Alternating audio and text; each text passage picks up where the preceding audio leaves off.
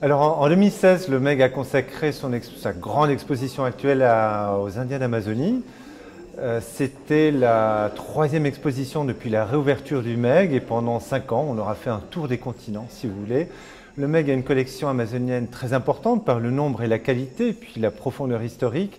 Et il y avait déjà bien presque 25-30 ans qu'il n'y avait pas eu de grande exposition autour de ce matériel. Donc c'était une belle opportunité pour nous de le reprendre, de le réinterpréter et de nous en servir pour aborder des questions d'actualité.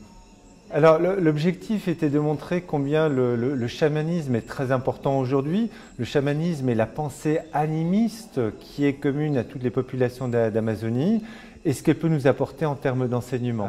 En 2 mots, l'animisme, c'est quoi? C'est une vision du monde dans laquelle l'homme, l'humain n'est pas le centre du monde et le seul à pouvoir réfléchir et penser et avoir un impact, mais tous les êtres qui peuplent le monde, les animaux, les étoiles, le vent, les nuages, sont intérieurement aussi importants que les humains, peuvent aussi penser, agir et interagissent entre eux.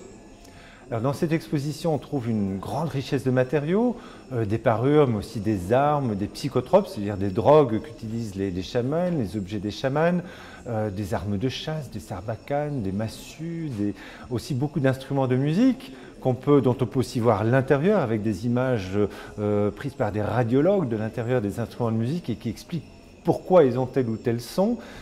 Des installations vidéo aussi de Gisèle Mota Leandro Lima, qui sont des installations vidéo qui parlent du chamanisme. Et aussi, ça c'est très important, beaucoup de petites capsules vidéo. D'une part des capsules vidéo qui ont été réalisées par des Indiens eux-mêmes pour cette exposition, où une trentaine de personnes, des hommes, des femmes, jeunes et moins jeunes, parlent de leur perspective de l'avenir des Indiens dans la forêt, et aussi des capsules vidéo réalisées par le cinéaste suisse Daniel Schweitzer, et qui sont des interviews où on parle là davantage des caciques, donc des chefs indiens, comme Raoni, que vous connaissez bien.